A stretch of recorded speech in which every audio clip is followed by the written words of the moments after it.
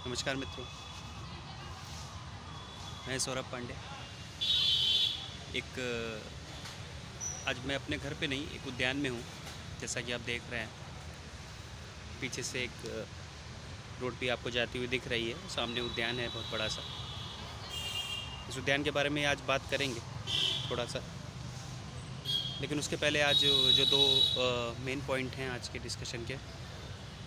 पहला, 26 तारीख को अभी मैं अयोध्या धाम होके आया हूँ, उसके बारे में। और दूसरा, अभी आजकल जो ज्ञानवापी को लेकर जो चल रहा है मीडिया में और सब जगह, उसके बारे में भी। तो बात शुरुआत करते हैं। तो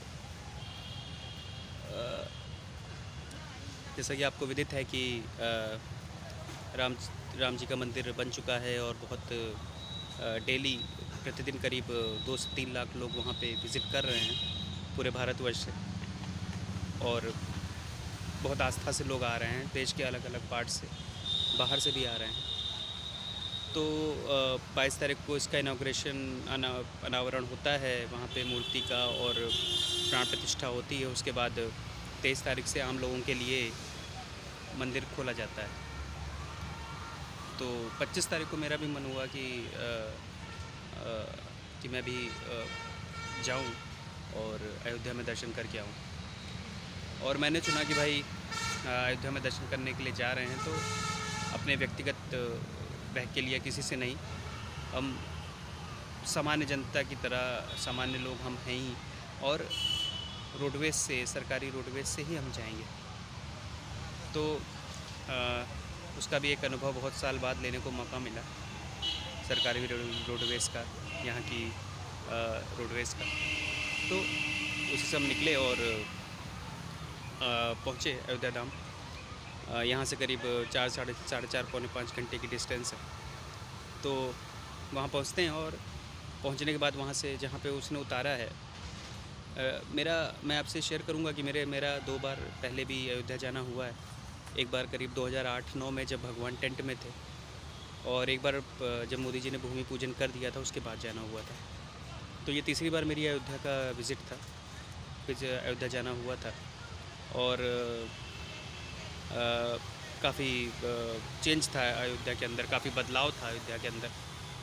जहाँ पे बस ने मुझे उतारा है, वहाँ से जो मेन रास्ता था वो काफ़ी साफ़ सुथरा, और आपने देखा होंगे उसकी फ़ोटोज़ वगैरह, नहीं तो मैं अपने इस वीडियो के लास्ट में उनको भी ऐड करने की करूँगा, जिनमें सूर्य स्तंभ जो रास्ते बने हुए हैं वो दिख रहे हैं। मंदिर का रास्ता काफ़ी साफ़ सुथरा और एक ही रंग में सारी दुकानों को कर दिया गया है, एक ही तरह से उनको बना दिया गया है। और फिर वो मंदिर का रास्ता आगे हनुमानगढ़ी और उसके बाद जन्मभूमि की ओर जाता है। तो जन्मभूमि में लॉकर की सुविधा अलग अवेलेबल थी, जिसमें आप जाके अपने इलेक्ट्रॉनिक्स आइटम को जमा कर सकते थे और फिर मंदिर के लाइन में लग सकते थे दर्शनों के लिए। तो वहाँ की छटा अप्रतिम थी, और आप भावना से भर जाएंगे उस मंदिर को देख के और उस स्थान को देख के, और लगेगा जन्म सार्थक हुआ आपका। तो वहाँ पे मैं कुछ टाइम तक था, और बड़े आसानी से मुझे 2-3 घंटे में दर्शन हो भी गए। हालांकि जाने से पहले लग रहा था कि काफ़ी भीड़ है और काफ़ी टाइम लग सकता है, लेकिन ऐसा कुछ नहीं प्रतीत हुआ।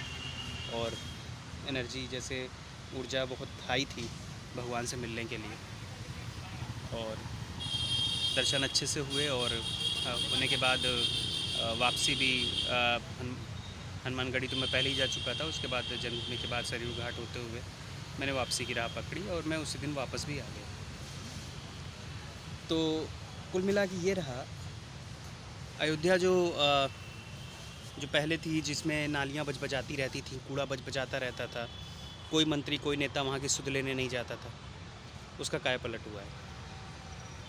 ये सराहनीय बात है, क्योंकि विभिन्न धर्मावलंबियों ने अपने अपने जो शहर बसाए हैं, चाहे वो मक्का हो चाहे वो वेटिकन हो, वहाँ की आभा देखते ही बनती है उनके लिहाज से। और हमने जो अपने प्रमुख स्थान हैं उनकी क्या दुर्गति कर रखी थी, इसके जिम्मेदार भी हम खुद हैं। और आप मंदिर नहीं बन सकता था तो क्या विकास भी नहीं हो सकता था? तो ये चीज़ों को क्यों रोका गया? किस राजनीतिक इच्छा ने उसको रोकने का प्रयत्न किया, ये विचारणीय है। हालाँकि अब मंदिर के साथ-साथ विकास भी हो रहा है, ये बहुत अच्छा है और जिस तरह से उसका परिणाम दिख रहा है कि वहाँ पे कई लाख जॉब्स की रोज़गार की संभावनाएँ बन रही हैं, तो वो एक बहुत ही अच्छा द्योतक है। तो यहाँ पे मैं 1-2 चीज़ और ऐड करना चाहूँगा कि अ, उत्तर भारत में बेसिकली उत्तर प्रदेश में अगर मैं बात करूँ तो और अभी तो बिहार में कुशासन चल ही रहा था, तो यहाँ पे जो है कुशासन का समय बहुत लंबा रहा है और मुग़लों के अधीन रहे, अंग्रेज़ों के अधीन रहे, उसके बाद यहाँ की कुशासन व्यवस्था रही। जिसे आप कह सकते हैं कि लोगों के दिलो-दिमाग और उनके हृदय में भी इन कुशासन का बड़ा ज़ोर हो चुका है। तो आपको पता ही है कि यूपी में अपराधियों का क्या हाल था और कानून व्यवस्था का क्या हाल था और इस तरह की स्थिति यहाँ पे इतने लंबे समय तक रही। तो जैसे हम अपने परिवार में होते हैं और कोई भी व्यक्ति अपने परिवार में है और उसने अपने घर में भी वैसा ही वातावरण देखा, अपने आस पड़ोस में वैसा वातावरण देखा, तो वो भी अपने आप से उन चीज़ों को उसके अंदर वो चीज़ें समा गई और उसको लगने लगा नहीं ये गलत नहीं है, सही है। जैसे आपने अगर 12th फेल मूवी देखी होगी तो उसमें जब उससे पूछा जाता है, जो नायक है, कि आईएएस के क्वेश्चन में इंटरव्यू में उससे पूछा जाता है कि तुमने 10वीं फर्स्ट डिवीज़न पास की, 12th तुम थर्ड डिवीज़न पास हुए, क्यों हुए? तो वो बताता है कि हमारे यहाँ नकल होती थी और बड़े ग्रुप में नकल होती थी, पूरी क्लास नकल करती थी, तो उसकी वजह से मैं पास हुआ। 10वीं में मेरी फर्स्ट डिवीज़न नकल की वजह से आई और 12th में मैं अपनी मेहनत से पढ़ा, इसलिए मुझे थर्ड डिवीज़न आई। तो इस तरह का उसने आंसर दिया। तो उनसे पूछा गया नकल होती थी? हाँ, तो नकल करना वहाँ पे अधिकार समझा जाता था, वो गलत नहीं था। तो जब कुशासन व्यवस्था आपके दिलो-दिमाग में इस तरह छा जाती है तो गलत चीज़ भी आपको सही लगती है। च तो वही स्थिति यहाँ पे हो रही है और इतने सालों में हुई। तो उसका परिणाम ये रहा कि पूरी जनरेशन्स ने गलत चीज़ों को अपने अपने मन मस्तिष्क में एकाधिकार कर लिया और अगर आप उसके बारे में कहते हैं या उसके बारे में खुल के बोलते हैं तो लोग आपकी बातों को बचकाने की तरह लेते हैं और आपको कहते हैं कि भाई आपकी सोच सही नहीं है, आप थोड़े प्रैक्टिकल नहीं हैं। तो इस तरह की भी बातें लोग बोलते हैं। तो हालाँकि कोई भी पिता नहीं चाहेगा कि उसका पुत्र जो है इस तरह की हरकतें करे, कोई भी भाई नहीं चाहेगा कि उसका भाई भी इस तरह की हरकतें करे, लेकिन एक देखा-देखी ये सब चीज़ें अपने आप आपके अंदर आती जाती हैं, इनबिल्ट होती जाती हैं, पहुँचती जाती हैं, समाज के माध्यम से, समाज के परिवेश के माध्यम से। तो ये मैं इसलिए यहाँ पे बोल रहा हूँ कि मैं आपको बताऊँ, मैं जब लौट रहा था तो बस में ही मेरे साथ 3 और यंग लड़के थे, नौजवान थे, करीब 24, 25, 26 साल के होंगे।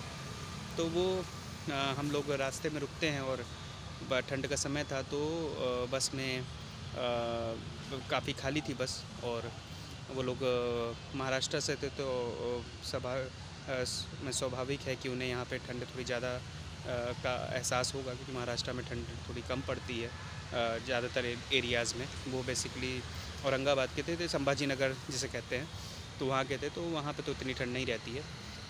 तो यहाँ पे ठंड थी, तो जब बस एक जगह रुकती है और हम लोग को लगता है कि हम लोग को इस समय यहाँ पे टॉयलेट वगैरह जा सकते हैं कहीं पे उतर के। तो मैं उतर के जाता हूँ, सबसे पहले मैं देखता हूँ रात के करीब 11 साढ़े 11 बज रहे होते हैं और मैं देखता हूँ तो मुझे कहीं सही जगह नहीं दिखती जहाँ पे मैं टॉयलेट जा सकूँ, क्योंकि वो जो आसपास के एरियाज़ हैं वहाँ दुकानें हैं, शॉप्स हैं और कोई ऐसी जगह नहीं है जहाँ पे आप टॉयलेट जा सकें। तो मैं थोड़ा मतलब असमंजस में था और मतलब मैं ये सोच रहा था कि कहीं अगर कहीं दूर जा के सर्च करने की कोशिश किया तो बस ही कहीं ना निकल जाए और उसके बाद मुश्किल हो जाए। तो उसके बाद एक और युवक उतरता है जो बस में मेरे ही आसपास बैठा था और वो बोलता है कि वो भी टॉयलेट के लिए पूछता है बस कंडक्टर से। तो बस कंडक्टर बड़े सामान्य से बोलता है कि अरे यहीं पे आप टॉयलेट कर सकते हैं, यहीं पे कहीं खड़े होकर कर सकते हैं। तो मतलब ये मैं बता रहा हूँ कि एक तरह की मेंटलिटी है जो गलत है, लेकिन ये एकदम सामान्य लगती है हमको कि हाँ भाई तुम ऐसा क्या प्रॉब्लम है, ये सामने शॉप बनी हुई है, यहीं पे खड़े होकर कर लो। तो वो तो इस तरह का मतलब बातें बोलते हैं। तो हम लोग भी हँस के आपस में एक दूसरे को हँस के देखते हैं और चुप हो जाते हैं। तो हम लोग फिर आपस में बात करते हैं कि अगर पास में एक पेट्रोल पंप की लाइट दिख रही है, वहाँ तक चलते हैं, तो वहाँ पे ज़रूर कोई टॉयलेट रूम होगा जहाँ पे हम टॉयलेट कर सकते हैं। तो हम लोग वहाँ तक जाते हैं और बस कंडक्टर को बोल के जाते हैं कि भाई 10-15 मिनट का टाइम हमें लगेगा। तो 10 मिनट में हम होके वहाँ पे वापसी करते हैं, वापसी करके आते हैं। तो ये घटना मैं आपको इसलिए बता रहा हूँ कि आप सोचिए कि मतलब ये जो स्थिति है, ये हम सफाई तो गवर्नमेंट कर रही है, ठीक है, सब सब गवर्नमेंट सरकार जो है वो मंदिर बना रही है, सब कर रही है, लेकिन ये जो मेंटलिटी है, ये जो सोच है, ये कैसे परिवर्तित होगी? ये तो सोच 2-3 जनरेशन में डेवलप हुई है। तो इस जनरेशन के लोग जब आगे बढ़ के दूसरी जनरेशन आएगी और वो विकास को देखेगी, वो इन सब चीज़ों को समझेगी, तभी जाके तो ये चेंज होगा। चेंज 2 या 4 साल या 5 साल या 10 साल की गवर्नमेंट में नहीं होने वाला है ना। तो एक पूरा पीढ़ी जब निकलेगी, तब जाके दूसरी पीढ़ी जब आएगी, तब ये चेंज लेके आएगी। तो मेरा कहने का मतलब है कि लोगों को भी अपने अंदर चेंज लाना पड़ेगा, जो बहुत ज़रूरी है सामाजिक रूप से। तो ये एक वृत्तांत था जो मैं आपके साथ शेयर करना चाहता था। दूसरा, आपको दिख रहा होगा कि आजकल ज्ञानवापी को लेके भी बड़ा मुद्दा ज़ोरों शोरों से चल रहा है, और चलना भी चाहिए, क्योंकि 1, 2, 3 नहीं, हमारे तो 30,000 से ज़्यादा मंदिर हैं जहाँ पे जो विवादित हैं, जो उनको तोड़ के मस्जिद बनाई गई है पूरे भारतवर्ष में। तो लोग कहते हैं कि भाई आप ऐसे, तो ये एंडलेस प्रोसेस है, ये ख़त्म ना होने वाली प्रक्रिया है, ये कब तक कैसे चलेगा? क्यों नहीं चलेगा भाई? कब ख़त्म ना होनी प्रक्रिया की शुरुआत किसने की है? क्या उन्होंने अभी तक अपने इन चीज़ों को माना है कि वो जो मंदिर हैं उनको, और जहाँ-जहाँ आप कोर्ट के माध्यम से जाएँगे, जहाँ-जहाँ आप न्यायिक प्रक्रिया से जाएँगे, जहाँ-जहाँ एएसआई का सर्वेक्षण होगा, वहाँ पे तो तथ्य पे बात होगी, वहाँ तो साइंटिफिक बातें होंगी। और जब साइंटिफिक बातें होंगी तो आपकी बातें तो गौड़ हो जाएँगी, क्योंकि आपके पास तो कोई सबूत है नहीं। आपके सबूत तो बचकाना है, आपकी बातें तो इलॉजिकल हैं, अतार्किक हैं, जिसे कह सकते हैं। आप किसी भी इनके जो लोग भी पैनल में आते हैं बात करने के लिए, डिस्कशंस में, विभिन्न न्यूज़ चैनलों पे, उनकी बातें सुनिए आप, तो आपको लगेगा कि ये किस तरह की बातें कर रहे हैं। हाँ, तो ये तो ऐसे ही बातें हैं कि जैसे आप, कोई गुंडा आया और आपके घर पे कब्ज़ा कर लिया, और फिर उसके बाद उसने मान लीजिए आपके 10 कमरों पे कब्ज़ा किया हुआ है, और वो कह रहा है कि ठीक है, हम आपके 2 कमरे छोड़ देते हैं, बाकी 8, 2 कमरे आपको दे देते हैं, बाकी 8 में हमारा कब्ज़ा रहेगा। तो ये तो कहाँ से न्याय है? ये तो पूरी तरह से अन्याय है। कई लोगों को ये बातें बचकाना लग सकती है, लेकिन सच तो यही है। ये तो पूरी तरह से अन्याय है, आपके पूरे घर पे कब्ज़ा करके रखना। तो यही स्थिति हो रही है कि मतलब आप कब्ज़ा करके भी रखेंगे और हिकड़ी भी दिखाएँगे, तो अब ये नहीं चलने वाला। ये बात सबको समझ लेनी चाहिए। ज्ञानवापी में जिस तरह से एएसआई सर्वे हुआ है, और स्वास्तिक, त्रिशूल, शिवलिंग, हनुमान जी की मूर्तियाँ, जिस तरह की चीज़ें मिली हैं, क्या किसी मस्जिद में ऐसी चीज़ें होती हैं? क्या वर्ल्ड के, दुनिया के किसी मस्जिद में ऐसी चीज़ें हैं? ज्ञानव्यापी, ज्ञान का कुआँ, जिसका अभिप्राय यही होता है। तो इस नाम से तो आपकी मस्जिद है, तो ये मस्जिद कहाँ से है? पहली बात तो ये है। और मस्जिद एक इबादत गह होती है, जहाँ पे आप जाके अपनी प्रेयर करते हैं अपने ईश्वर से। तो वो कोई आध्यात्मिक स्थान नहीं होता मंदिर की तरह, ठीक है? तो वो तो रोड पे भी हो सकती है, वो तो आपके घर में भी हो सकती है, कहीं भी हो सकती है। लेकिन आप, जो हमारे ज्योतिर्लिंग है सबसे बड़ा, जो हमारे राम का जन्म स्थान है, जो हमारे कृष्ण का जन्म स्थान है, उनको आप कब्ज़ा करके बैठे हैं, और आप कह रहे हैं कि आप छोड़ेंगे ही नहीं। आप इस तरह की हेकड़ी कर रहे हैं, और सामने अगर प्रूफ दिए जा रहे हैं, तो आप उनको मानने नहीं हैं। आपको कहना है कि आस्था पे सब कोर्ट जजमेंट दे रही है। अब कोर्ट अगर जजमेंट का न्याय जो है आस्था पे दे रही है, तो आप भी तो वहाँ पे प्रतिवादी हैं, आप भी तो वहाँ पे अपनी अपील कर रहे हैं, अपनी चीज़ें कर रहे हैं। आप क्यों सबूत नहीं ला पा रहे हैं? तो ये इससे अब हिंदू जग चुका है और जान चुका है इन सब चीज़ों को, इनके इस तरह के हथकंडों को, और ये चीज़ें ज़्यादा दिन नहीं चलने वाली हैं, और अगले 3-4-5 साल में हम अपने इन इष्ट देवों के मंदिर जहाँ तक पूरा पा ही सकेंगे, जिस तरह का वातावरण दिख रहा है। तो ये 2 चीज़ें थीं, और तीसरा था कि आज एक बहुत बड़ी घटना हुई है। श्री लाल कृष्ण आडवाणी जी, जो 96 ईयर्स के वृद्ध हैं इस वक्त, उनको भारत रत्न उनके जीवन में दिया गया है, और ये बहुत ही प्रशंसनीय कदम है।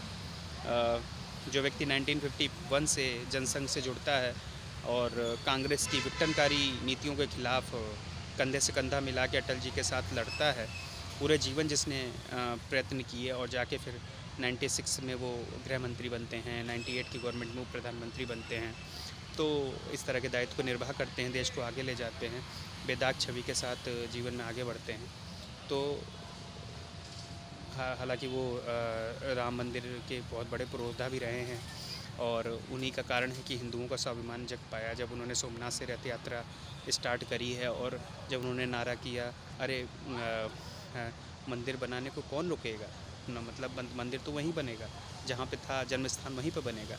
इस तरह की बातें उन्होंने कही थी और इससे हिंदू समाज पुनर्जागरण हुआ है, जो इतने सालों की गुलामियों से दबा हुआ था, और उसकी परिणति आज हमें राम मंदिर के रूप में दिख रही है, जिसको मूर्त रूप अभी करंट गवर्नमेंट ने, जो अभी गवर्नमेंट है उसने दिया है, उसके सहयोग रहा है जिससे।